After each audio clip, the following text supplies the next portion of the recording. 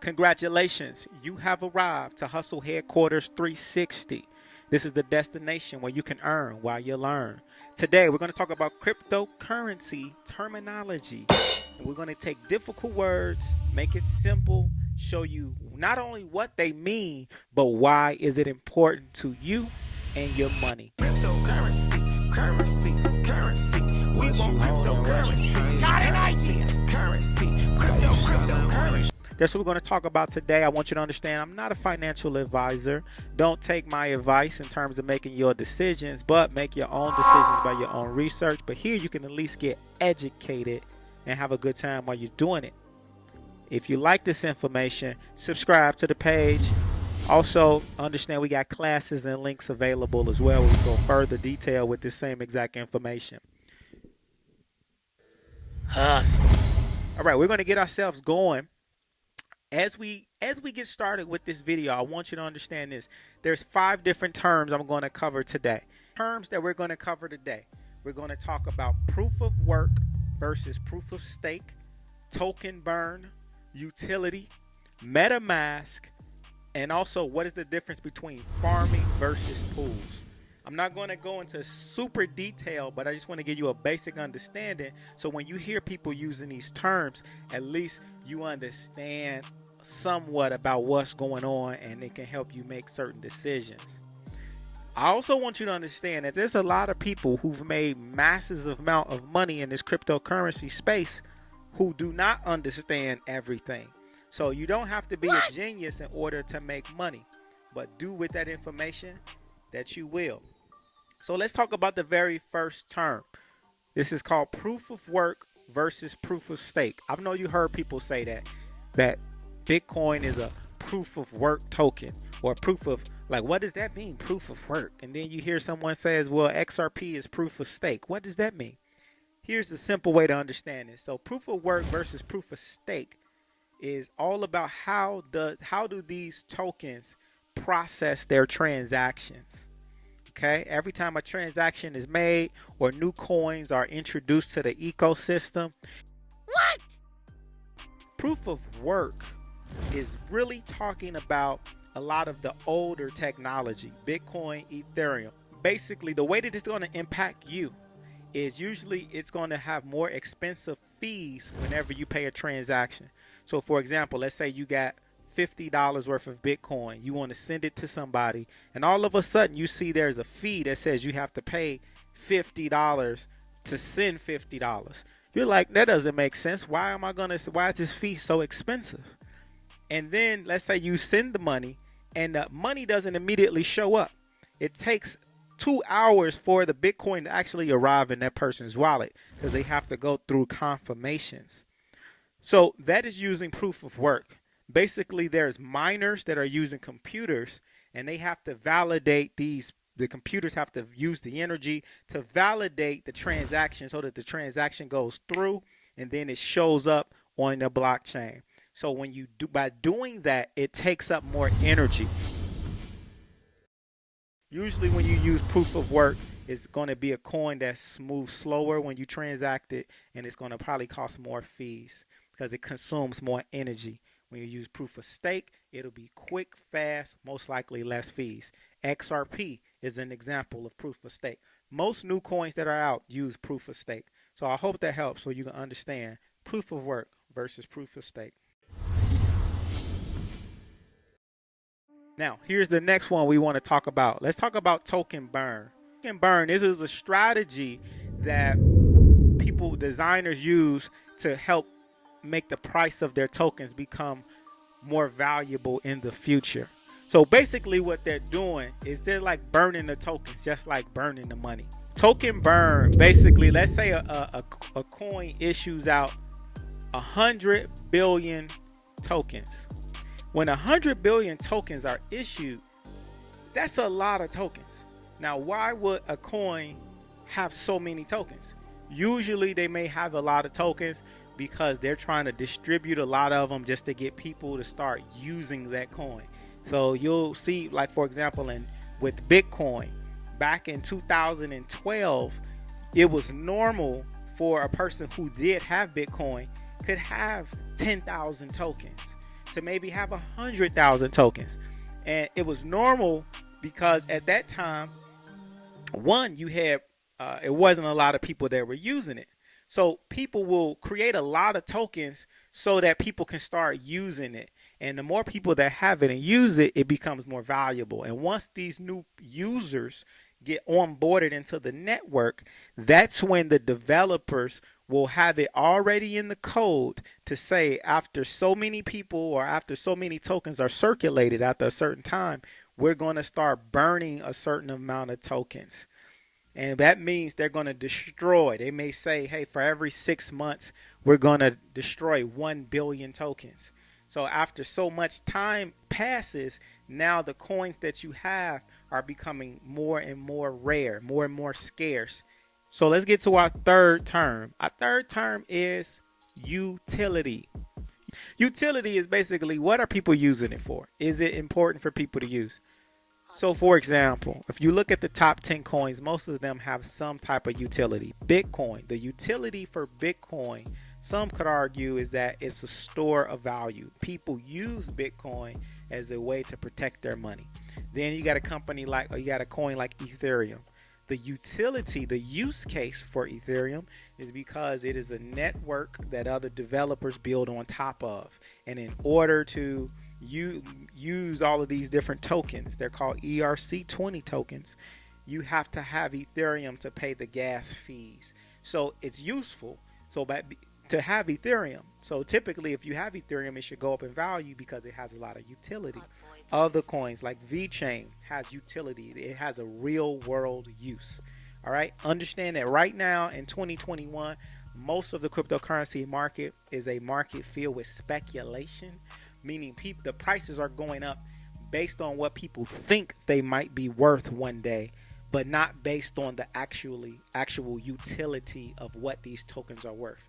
So later on in the future, we'll have another market cycle where people will look at the utility of a coin, meaning people will be in the coins that will probably be worth most are the coins that are the most useful that people actually need. So this is why a coin like Dogecoin right now doesn't get a lot of, it can go up in a lot of value now because people are buying it just off of hype and speculation, not off of actually using it. So, but in the future of coins that like Doge may not go up as much value because right now it doesn't have a utility. So let's use another term. So Metamask. I know you've heard people say Metamask. Metamask is a wallet. It's a wallet. It's also a browser, but it's one of the best wallets you can have. It's like a hot wallet. So it's an internet wallet. You can add it as a extension on Google Chrome. And what this allows you to do is you can store a lot of your coins on your MetaMask wallet. So mostly ERC20 tokens you can store, mostly smart chain tokens. So if you don't know what that is, it's like you have Binance Smart Chain. There's different coins that are being produced off of Binance. You can store them in your MetaMask. Also, when you store it in your MetaMask, not only can you store coins there, but you can also store your collectibles. So let's say you own an NFT, you own artwork, or you own a website domain.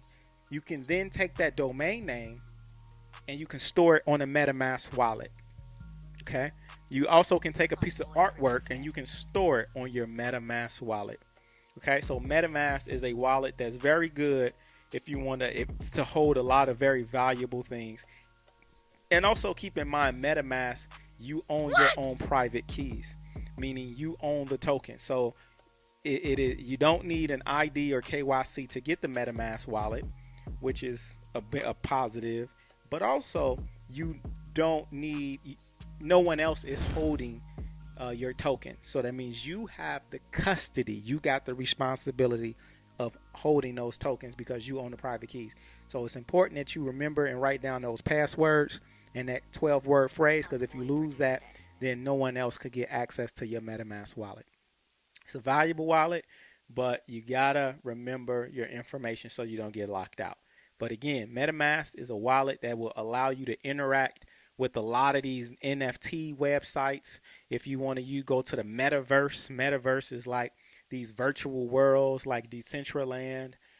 In order to even view most of these sites, you got to have a Metamask wallet connected. If you want to buy crypto domain names, like if you want to purchase, for example, Bitcoin.crypto, in order to purchase that, you got to have like a MetaMask wallet set up to allow you to facilitate that. Okay, so MetaMask is very valuable. I have more videos in the course where I talk about how to download MetaMask. It's actually really simple. You just could watch the videos in my course and we'll break down to you how to do it. Now, here's the last section. Farming. Let's talk about farming versus pools. Farming versus pools. What are the difference? Well, first let me talk about what's the same about the two. Farming versus pools is, and another term to throw in there is staking. This is basically ways to earn passive income. Basically, this is how your money can make money for you just by having it locked in a specific location. Okay, and now you're making money every single day. It's like getting free money is another way to say it. You can do that with farming. You can do that with pools. You can do that with staking. You just got to understand they have different risk level. They all work a little different, but the main objective is for you to earn free money. Okay, and so let me talk about that a little bit. So when we're looking at pools, I'm going to show you here. The difference between farm and pools is how many tokens you have to enter. And I'll also talk about staking and how they're different. So let's talk about it. So farming versus staking versus pools. Let's keep it simple for this conversation. When you farming, you use 2 tokens. That means you need 2 different tokens. And usually you're going to get paid typically based off of transactions. Okay, you're going to get paid the most money when you're farming. That pays the most. So I'll show you some examples. So let's say, for example, a coin like Pancake Swap. So Pancake is a really good coin that I really enjoy. It's on the Binance Smart Chain. So Cake is the token. Let's say, for instance, you want to earn some free cake. You want to get paid. Well, there's farms where you can now, you would take your, you have to get Binance coin. You would trade it to get some cake. And then once you have that cake, you can go on pancakeswap.finance. And then there's going to give you options where you can then take your cake, put it inside of a farm. And then they're going to ask you for another token.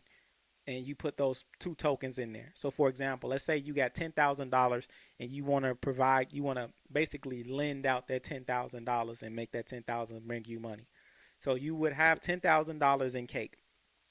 So you would take 5 of that, which is cake, and then you get another 5 of another token. It just depends on what that is asking for. It may be Ethereum. So you get 5,000 worth for Ethereum, $5,000 for cake. You put both of them into the pool, hit a button. Now you will be getting paid a percentage off of every time someone goes into that pool to buy some cake. You're going to, because they got to pay Ether to get the cake out, you now get a percentage based off the fee, and you're going to get paid in the cake token.